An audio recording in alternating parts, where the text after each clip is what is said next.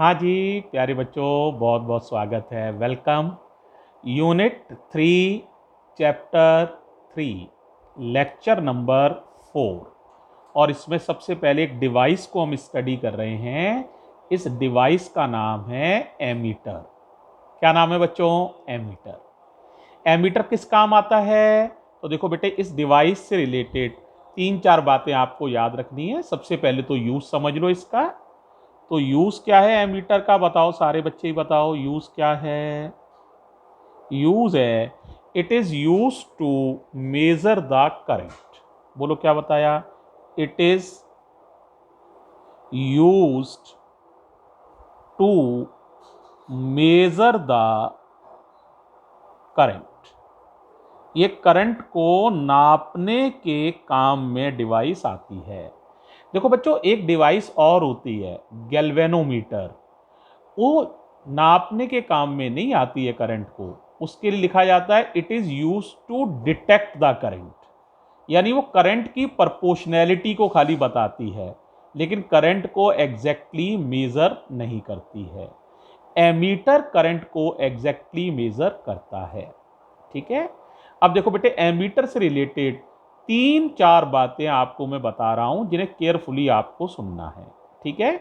पहली बात देखो, ध्यान से समझना बेटे, एमीटर बनाने का तरीका क्या है, ध्यान से सुनेंगे। अगर आप एक वेरी लो रेजिस्टेंस, जिसे शंट कहते हैं, वेरी लो रेजिस्टेंस जिसे शंट कहते हैं, उसे गैल्वेनोमीटर के साथ पैरेलल में लगा दो, तो जो डिवाइस बन जाएगी उसे एमीटर कहते हैं।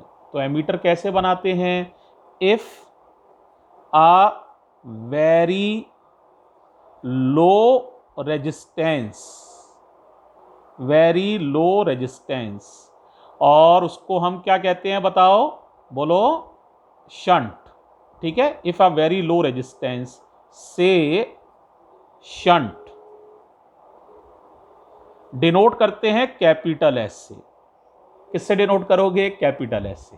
तो if a very low resistance, है ना, और shunt S is connected in parallel to galvanometer coil. Galvanometer के रेजिस्टेंस को जी माना है। गैल्वेनोमीटर का रेजिस्टेंस जी है, शंट का रेजिस्टेंस एस है।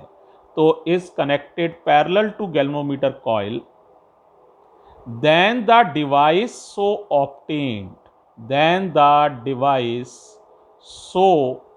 obtained is called, क्या कहलाती है? नाम बताओ। एमीटर। ये सबसे इंपॉर्टेंट लाइन है। ठीक है। अब दूसरी लाइन समझो बच्चों। एमीटर को सर्किट में हमेशा सीरीज में लगाते हैं। बोलो क्या बताया? Ammeter is always connected in series in the circuit. तो दूसरा पॉइंट ये है, ammeter is always connected in series in the circuit. जिस रेजिस्टेंस से बहने वाली करंट को नापना है, उस रेजिस्टेंस के साथ एमीटर को सीरीज में लगाते हैं। तीसरी बात बेटे, एक आइडियल एमीटर का रेजिस्टेंस 0 होना चाहिए। होता नहीं है रियल में, है ना। तो एक आइडियल एमीटर का रेजिस्टेंस 0 होना चाहिए। The net resistance of an ideal emitter should be 0। अगर 0 होगा तभी बेटे जो मेजरमेंट है करंट का वो बिल्कुल सही होगा।